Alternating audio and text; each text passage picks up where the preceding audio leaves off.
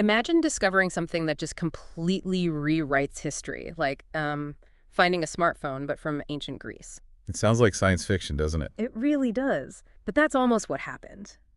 Today, we're taking a deep dive into an artifact often called the world's first known analog computer, the Antikythera Mechanism. And it truly is a marvel. This isn't just some, old piece of metal. It's an ancient Greek hand-powered orrery. An orrery, like a mechanical model of the solar system. Exactly. Designed to predict astronomical positions, eclipses, decades in advance, and, incredibly, even track the 4-year cycle of athletic games, like the ancient Olympics. That's amazing. Yeah. So our mission today is to really unpack this. The discovery story itself is wild. Oh, absolutely. Then explore its functions, which are frankly mind-boggling. We'll marvel at the engineering, and then think about what it all means for, lost ancient technology. It definitely makes you rethink things. Get ready for some aha moments, because this thing really challenges our assumptions. Okay, let's dive in.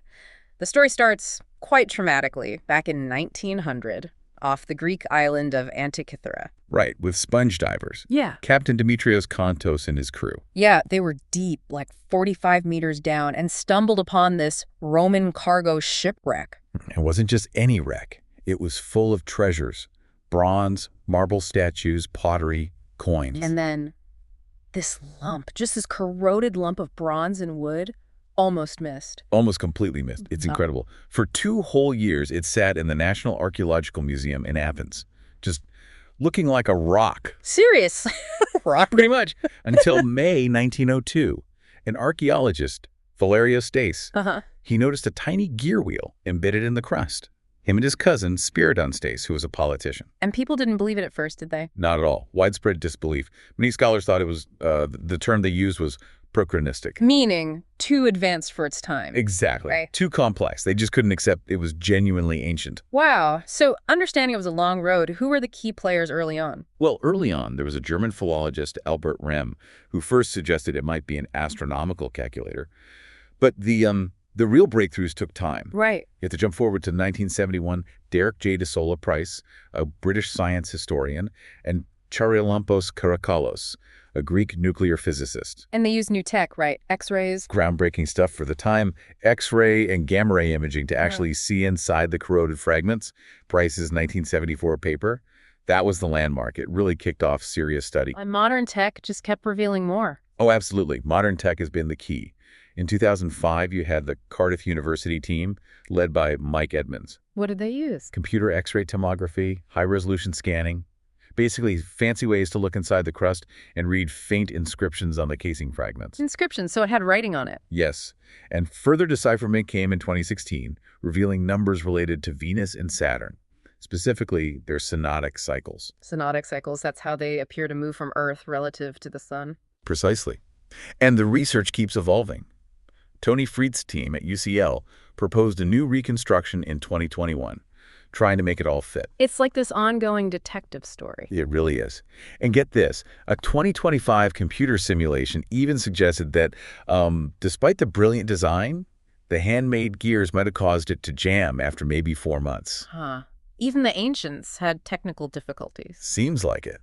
But it just shows, doesn't it, how applying new tech to old mysteries keeps uncovering incredible things. It's like a conversation across millennia. Okay, so we know how it was found and studied. Let's get into the nitty-gritty. What did this ancient computer do? Right. So fundamentally, it predicted things, astronomical positions, eclipses, and it tracked important cycles for Greek life. How did it work? Was there like a button? Not quite. There was a small hand crank, though it's lost now. You'd turn that crank, which connected to the largest gear, turning it, set the date pointer on the front dial, and simultaneously all the other interlocked gears would rotate, calculating the positions of the sun, the moon, calendar cycles, eclipses, maybe even planets. Let's talk about that front face. It sounds complex. It really was. 2 main circular scales, concentric, an interfixed ring with the 12 zodiac signs, Creos for Aries, Tauros for Taurus. The familiar signs, but in Greek. Exactly, marked in 30-degree sections. Then an outer movable ring. And here's where things got really interesting recently. Oh. For over a century, everyone assumed that outer ring was a 365-day Egyptian solar calendar. Makes sense, right? Yeah, seems logical. But recent research from 2020 strongly suggests it's actually a 354-day lunar calendar. A lunar calendar, that's a huge difference. It's a massive shift in how we think it was used day to day. Wow. What else was on the front? There was something called a parapegma inscribed on the front. Think of it like an ancient almanac. An almanac, like Farmer's Almanac. Sort of. It marked the rising and setting times of specific stars and key dates, like the winter solstice, the vernal equinox, linked to the zodiac changes. And the pointers, you mentioned the moon pointer. Yes, the moon pointer. This is one of the most astonishing parts. It didn't just move at a steady speed. It didn't. No. It actually had a mechanism, probably a pin and slot system on the gears, to approximate the moon's changing speed in its orbit. It speeds up and slows down, Because its orbit isn't perfectly circular. Exactly. But they modeled this without knowing orbits were elliptical. That understanding came with Kepler over 1,600 years later. That's genuinely mind-blowing. Isn't it? And there was even a little visual aid, a moon phase indicator, a small ball, half white, half black, rotating to show the phases, driven by a differential gear, no less. A differential gear, like in a car. The same principle, yes. To combine two inputs to get a variable output, just packed with ingenuity. Okay, that's the front. What of the back? You said 5 dials. 5 dials on the rear, tracking crucial cycles. The most famous is probably the Metonic dial. The Metonic cycle that relates the sun and moon cycles, right? Precisely. A 19-year, 235 lunar month cycle to keep lunar calendars roughly in sync with the solar year. And interestingly, the month names inscribed on it are Corinthian. Corinthian, like from Corinth. Yeah, names like Phoenikaios, Machanius. This suggests it might have been made for use in a specific region, like Epirus, or maybe a Corinthian colony, like Syracuse, perhaps. Interesting clue. What else was back there? Eclipse Prediction Central. You had the Saros dial, a big spiral dial tracking the roughly 18-year Saros cycle when eclipse patterns repeat. So it could predict eclipses. Yes, and with some detail. Glyphs on the dial indicated if an eclipse was solar or lunar, the day of the month, even the hour, using little symbols like sigma for the moon, eta for the sun. Incredible. And you mentioned another eclipse dial. The Exeligmos dial. It was a smaller dial linked to the Saros because the Saros cycle is about 18 years and a third of a day long. That fraction messes things up. Right. The Exeligmos dial tracked a 54-year triple Saros cycle. It basically told you whether to add 8 or 16 hours to the Saros prediction to get the exact eclipse time correct for your location. Just layers upon layers of sophistication. And then the really unique one, the games dial. It tracked the Olympics. The Olympics, yes, but also other major Panhellenic games, the Isthmian, Nemean, Pythian games, even some lesser local ones. It rotated anti-clockwise over a 4-year cycle. So it literally connected the heavens to, well, sporting events. Exactly. It tied the cosmic clock to the human calendar of festivals and gatherings. And one more thing, the casing itself. The wooden box. Yeah. It had front and back doors, and inscriptions on the back door were basically an instruction manual. An instruction manual, seriously. Seriously. Explaining things like the 76-year Calippic cycle, confirming the Metonic cycle, the 223 months for the Saros. It's like getting a user guide from 100 BC. Let's shift to the construction. You said it was about the size of a shoebox. Roughly, yeah. Housed in a wooden frame, found as one big corroded lump, but now separated into 82 fragments. And the gears were bronze? Bronze mechanism, at least 30 gears that we know of, all intermeshing. The largest one, gear B1, was about 13 centimeters across, with 223 teeth. And the complexity, you said nothing like it appeared for over 1,000 years. That's the truly astonishing part. Complex geared devices like this don't really reappear in Europe until the astronomical clocks of the 14th century. It just vanishes from the record. It challenges our whole timeline of technology. Completely. And remember, those gear teeth, they were handmade, often triangular, not perfectly even. Imagine the skill needed to make that work with such precision. So, where did this knowledge come from? Who built it? Well, definitely Hellenistic Greek scientists. The dating puts construction somewhere between maybe 205 BC and 87 BC, definitely before the shipwreck around 70-60 BC. Any idea where it was made? Speculation points a few places. Maybe the school of Archimedes in Syracuse, which fixed the Corinthian calendar connection. Archimedes? Possibly. Or the island of Rhodes, a major center for astronomy. Hipparchus worked there, and the mechanism uses his theory of the moon's motion. But it probably wasn't the first one, was it? Highly unlikely. Something this complex almost certainly had predecessors. It implies a whole tradition of sophisticated mechanics that's mostly lost to us. Which brings us back to the planets. You mentioned inscriptions, but no gears survive. Correct. No planetary gearing found in the fragments. But those 2016 inscriptions with numbers for Venus and Saturn cycles are tantalizing clues. So researchers think it did show planets. Many do. Michael Wright, Tony Freeth, others. They've proposed various gear schemes based on Greek astronomical theories. Some use clever epicyclic gearing, like that pin and slot mechanism for the moon, to model the weird-looking retrograde motion of planets like Mars. So the design was brilliant, conceptually, but how well did it actually work? You mentioned the jamming simulation. Right, the conception was genius, modeling complex motions without the underlying physical theory we have now. But the reality of handmade gears meant friction and inaccuracies. So it might not have been perfectly accurate. Simulations suggest inaccuracies could swamp some of the finer corrections.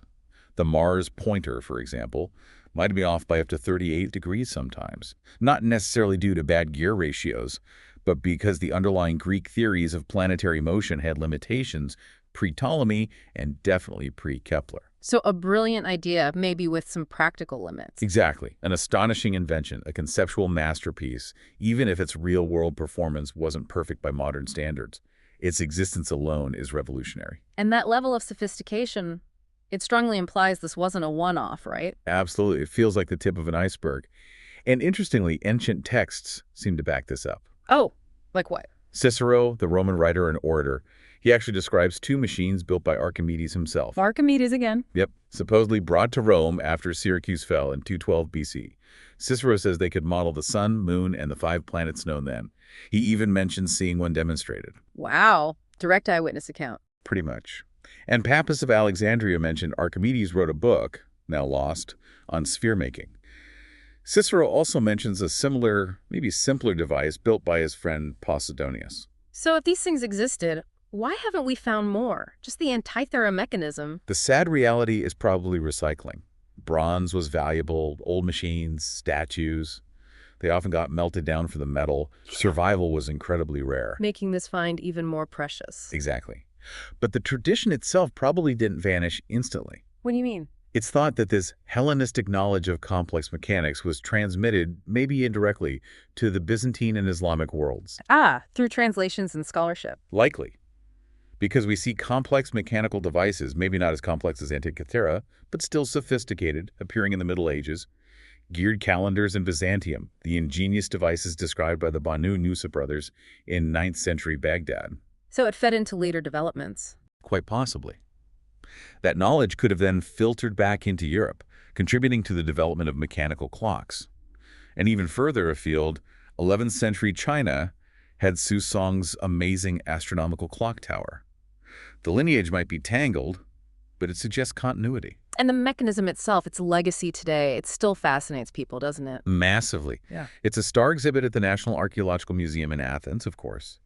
But countless reconstructions and replicas exist worldwide. I heard there's even a Lego version. There is a fully working Lego version. It's been in documentaries, PBS specials, Naked Science. Google even did a doodle for its discovery anniversary. It captures the imagination. Totally. And pop culture loves it too. A fictionalized version was a key plot device in the latest Indiana Jones movie in 2023. The Dial of Destiny, right? And just recently, February 2024, a huge 10-time scale operational replica was inaugurated at the University of Sonora in Mexico. The world's only working one, apparently. What an incredible story. From a lump on the seabed to inspiring Lego builders and movie plots. It really is a journey through the gears of time. The Antikythera Mechanism. It's just such a profound testament to ancient Greek ingenuity. Their scientific knowledge. It's way more than just an artifact. It's a window, isn't it? A window into a lost world of brilliant engineering. A true wonder. It forces us to completely reconsider what was possible back then. And it highlights how much knowledge might still be out there waiting to be rediscovered, maybe underwater, maybe in fragments. So when you think about it, this mechanism is just a powerful reminder that history isn't static. It's always being rewritten. The past keeps surprising us. Constantly. So, before we wrap up, here's a final thought for you to chew on. If the ancient Greeks could build this, something so complex, what else might they have built? Right. What other technological marvels existed that just didn't survive? That were melted down or lost to time? And what might still be hidden, maybe deep beneath the waves, just waiting for the next generation of technology to bring its secrets to light? Makes you wonder, doesn't it? It certainly does. Join us next time on The Deep Dive, where we'll unpack another fascinating topic.